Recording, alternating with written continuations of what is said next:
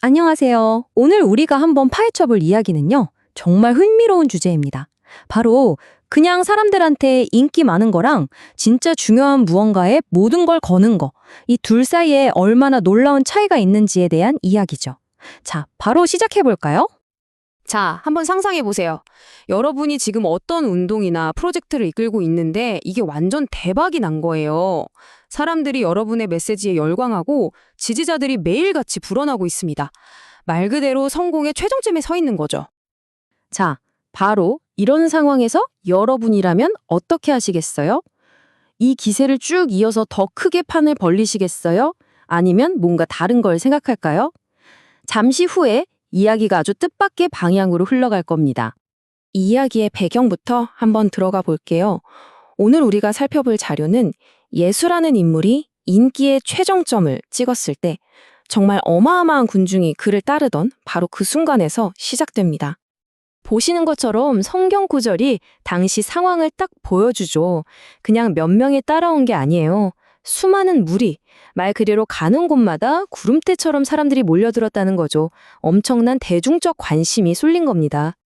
그런데 말이죠. 바로 이 지점에서 우리가 보통 생각하는 성공한 리더의 모습과는 완전히 정말 180도 다른 일이 벌어집니다.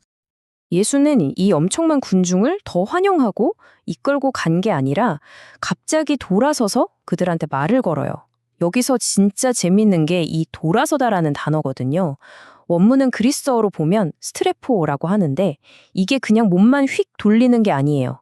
의도적으로 가던 길을 멈추고 방향을 완전히 틀어버리는, 기존의 흐름을 깨버리는 아주 강력한 행동을 의미합니다. 아니, 왜 그랬을까요?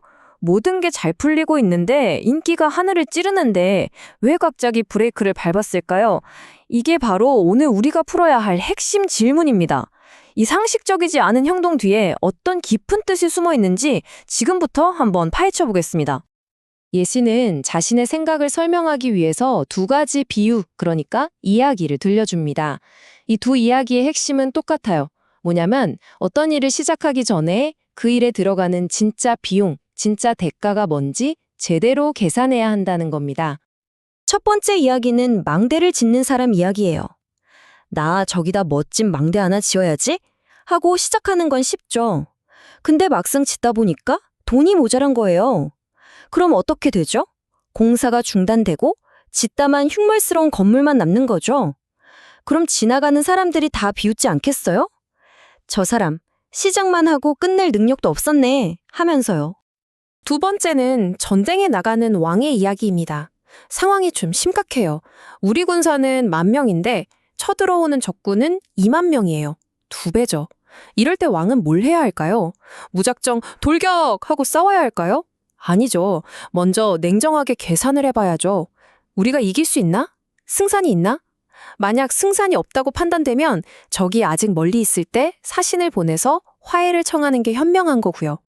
이 두 오래된 이야기가 놀랍게도 현대 조직 관리에도 그대로 적용됩니다. 자료를 보면요. 계속 성장하는 조직이랑 점점 쇠퇴하는 조직의 가장 큰 차이점이 바로 이거래요. 잘 나가는 조직은 문제가 생기면 우리 내부에 뭐가 문제일까 하면서 스스로를 돌아보고 책임을 져요. 반면에 망해가는 조직은 요즘 경기가 안 좋아서 사회가 이래서 하면서 계속 남탓만 하죠. 결국 스스로 비용을 계산하고 책임지는 자세, 이게 핵심이라는 겁니다. 자, 그럼 이 원리들이 오늘날 우리 삶에는 어떻게 적용될 수 있을까요? 고대 이야기에서 나와서 현실로 한번 들어와 보죠. 시작부터 꽤나 강력한 이야기로 가보겠습니다. 와, 이거 보세요. 자기 아버지, 어머니, 아내, 자식, 심지어 자기 목숨까지 미워하지 않으면 내 제자가 될 수 없다. 굉장히 충격적이죠. 아니, 어떻게 가족을 미워하라고 할 수가 있죠? 이 말이 도대체 무슨 뜻일까요? 잠깐 이 문장의 무게를 한번 느껴보시죠. 자, 이 엄청난 말을 어떻게 이해해야 할까요? 자료에 나온 비유를 보면 좀 더 쉽게 다가올 수 있습니다. 여기서 미워하다는 건 우리가 생각하는 그런 감정적인 증오가 아니에요. 이건 우선순위에 대한 극단적인 표현입니다. 이 슬라이드에 나온 것처럼 취미랑 직업의 차이를 생각해 보시면 돼요. 취미는 어때요? 그냥 내가 기분 좋을 때, 시간 날 때 하는 거죠. 하지만 프로, 즉 직업으로 삼는 사람은 다릅니다. 목표를 이루기 위해서 다른 즐거움이나 편안함을 희생하고 뒤로 밀어줄 줄 아는 거죠. 바로 그 차이입니다. 이건 뭐 종교적인 이야기만이 아니에요. 어떤 분야든 최고의 자리에 오른 사람들은 다 이런 대가를 치릅니다. 올림픽 금메달리스트는 몇 년씩 가족과 떨어져서 선수촌에서 훈련만 하죠. 미네르바 스쿨이라는 혁신적인 학교 학생들은 졸업하려면 7개 나라를 돌아다니면서 살아야 한대요. 한 유명 TV 진행자는 어머니가 돌아가신 바로 다음 날 어머니의 유언을 지키려고 슬픔을 억누르고 생방송에 나왔다고 하죠. 이 모든 예시가 말해주는 건 단 하나입니다. 바로 무엇을 가장 앞에 둘 것인가, 우선순위의 문제라는 거죠. 그리고 이어서 나오는 말이 자기 십자가를 지라는 겁니다. 여기서 말하는 십자가는 그냥 살면서 겪는 막연한 어려움 같은 게 아니에요. 내가 선택한 그 길, 내가 정한 그 목표를 향해 가기 때문에 반드시 겪게 되는 그런 구체적인 어려움과 희생을 의미하는 겁니다. 아니, 그럼 도대체 왜 이렇게까지 해야 하는 걸까요? 왜 이렇게 힘든 헌신을 요구하는 걸까요?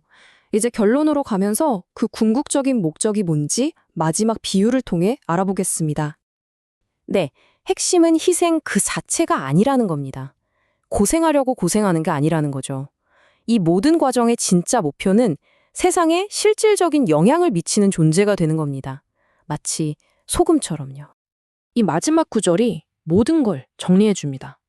소금은 좋은 것이다. 그러나 소금이 짠맛을 잃으면 무엇으로 짜게 하겠느냐. 맛을 잃은 소금은 아무데도 쓸모가 없어서 그냥 밖에 버려지잖아요. 마찬가지로 그렇게 큰 대가를 치르고 헌신했는데 아무런 영향력도 발휘하지 못한다면 그 헌신은 의미가 없다는 거죠. 이 모든 비용 계산과 우선순위 설정은 결국 세상에 맛을 내기 위한 겁니다. 그래서 오늘 이야기는 이 질문을 여러분께 던지면서 마무리하고 싶습니다. 여러분은 지금 무엇에 가장 크게 헌신하고 계시나요? 그리고 그 헌신을 통해서 여러분은 이 세상에 어떤 독특한 맛을 더하고 계십니까? 한 번쯤 깊이 생각해 볼 만한 질문인 것 같습니다.